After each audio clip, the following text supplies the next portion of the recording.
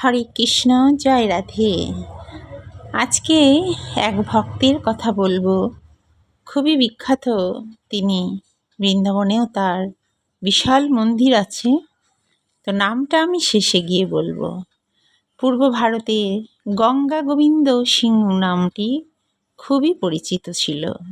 তার ঐশ্বর্য, তার আভিজাত্য, তার সমকক্ষ প্রায় কেউ ছিলই না সেই সময়। তার নিজস্ব বাড়ি, বাড়ির ভিতর মন্দির, বাড়িতে পাইক, দাস, দাসী, বরকন্দা সবসময় বাড়ি ঝমঝম করত। তো এনার নাতি ছিলেন গোবিন্দ সিংহ। গোবিন্দ সিংহের পিতার মৃত্যুর পর গোবিন্দ সিংহই সমস্ত সম্পত্তির অধিকারী হন। গোবিন্দ সিংহ সংস্কৃত ভাষাতে খুব সুপণ্ডিত হয়েছিলেন, আর ভাগবতী ছিল তার জীবনের সাধনা। চেহারাটিও ছিল খুবই সুন্দর। সময় পেলেই বাড়ির মন্দিরে গিয়ে বসতেন, ভাগবত পাঠ করতেন। সুযোগ হলে কোনো পাঠক ভাগবত পাঠ করলে তিনি শ্রবণ করতেন, আলোচনা করতেন। কোনো একটি শীতকালে তিনি পালকিতে ভ্রমণে যাবেন বলে ঠিক করেন। পালকি বাহকেরা সুন্দর করে সাজিয়ে দেয় সেই পালকি। সেই সজ্জিত পালকিতে করে গোবিন্দ সিংহ চলেছেন ভ্রমণে। পেছন পেছন চলেছে পাইক, বরকন্দেজরা। বিকেল হতেই এক গাছের ছায়ায় পালকিকে থামানো হয় কিছুক্ষণ বিশ্রামের জন্য।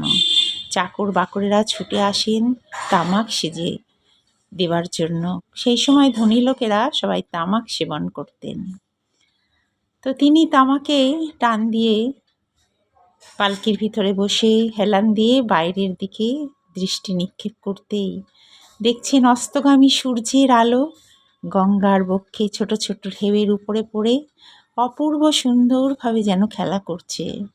সেই দিকে তাকিয়ে থাকতে থাকতে গোবিন্দ সিংহের মন উদাস হয়ে যায়, কেমন যেন একটা ভাব আসে। সেখানে কাছাকাছি একটি কুঁড়ে ঘর ছিল। পালকির ভিতরে বসে থাকতে থাকতে তিনি সেই কুঁড়ে ঘর থেকে এক বালিকার কণ্ঠস্বর শুনতে পান। বালিকা তার পিতাকে বলছে, বাবা, বেলা যে বয়ে যায়, বাসনায় আগুন দেবে না? বালিকাটি বাবাকে বলতে চাইছে, তখন শীতকাল, ঘরে তখন তার রুম হিটার ছিল না, ঘরে এই বাসনায় আগুন দিয়ে ঘর গরম করা হতো। বাসনা মানে হচ্ছে কলা গাছের ছিলা, যেগুলো আগুনে খুব ভালো জ্বলে, সেইগুলো জ্বালিয়ে তারা ঘরকে গরম করতো সন্ধ্যাবেলায়। সেই অর্থে বালিকাটি বাবাকে বলছে, বাবা, বেলা যে বয়ে যায়, বাসনায় আগুন দেবে না? কিন্তু গোবিন্দ সিংহের কথাটি মর্মে স্পর্শ করে। তিনিও ভাবেন, সত্যি তো, আমারও তো জীবনের বেলা বয়ে গেল, কই আমিও তো আমার কামনা বাসনায় আগুন দিলাম না, আমিও তো বিষয় নিয়ে, সম্পত্তি নিয়ে জীবন কাটিয়ে দিলাম, প্রকৃত সুখের অন্বেষণ তো আমারও করা হলো না। তো একটি কথাই গোবিন্দ সিংহের জীবনকে বদলে দিয়েছিল।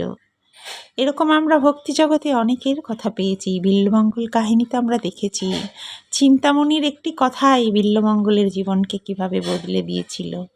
এছাড়া হিন্দিতে রামায়ণ লিখেছেন যে তুলসীদাসজিরও জীবনে ঠিক এরকমই ঘটেছিল। তিনি প্রথম জীবনে ভীষণ কামুক ছিলেন। একদিন তার স্ত্রী তার পিতার শরীর খারাপের কারণ বাপের বাড়ি গিয়েছিলেন। তুলসীদাসজি সেই দিনই সন্ধ্যাবেলা গিয়ে শ্বশুরবাড়িতে স্ত্রীর কাছে উপস্থিত হন। তুলসীদাসজিকে দেখেই স্ত্রী অত্যন্ত ক্ষুব্ধ হয়ে চিৎকার করে বলে ওঠেন, তোমার এত কামনা যে তুমি একটা রাতও থাকতে পারো না? এই কামনা, এই বাসনা যদি তোমার ভগবানের জন্য হতো, যদি শ্রী রামচন্দ্রের জন্য হতো, তাহলে তুমি তাকে লাভ করতে। এই একটি কথাই তুলসীদাসজির জীবনের মোড় ঘুরিয়ে দেয়। সেই রাতেই তিনি গৃহত্যাগ করে চলে যান, এবং আমরা সকলেই জানি তুলসীদাসজির লেখা হিন্দি রামায়ণের কথা। তো এই গোবিন্দ সিংহেরও আজ এই বালিকার এই কথা মনের মধ্যে এমনভাবে স্পর্শ করল, তার মনে হচ্ছে যে এ ডাক কোনো সাধারণ ডাক নয়, এ তো রাধারানীরই ডাক। না না না, আর আমি সংসারে থাকবো না, এবার আমি বৃন্দাবনে চলে যাব, রাধারানীর চরণে আমি আশ্রয় নেব। পালকি বাহকদের বললেন, পালকি ফিরিয়ে নিয়ে চলো গৃহে।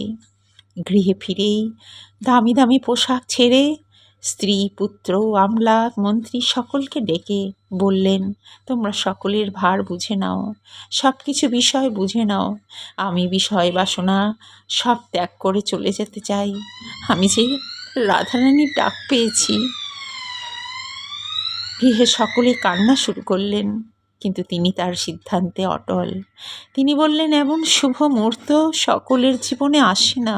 তোমরা আমায় বাধা দিও না, তোমরা আমায় আশীর্বাদ করো যে রাধারানীর কৃপা যেন আমি লাভ করতে পারি। এই বলেই খালি পায়ে এক বস্ত্রে তিনি বেরিয়ে পড়লেন কৃষ্ণ নাম করতে করতে। হরে কৃষ্ণ কৃষ্ণ কৃষ্ণ হরে হরে, হরে রাম রাম রাম হরে হরে। হরে কৃষ্ণ কৃষ্ণ কৃষ্ণ হরে হরে, হরে রাম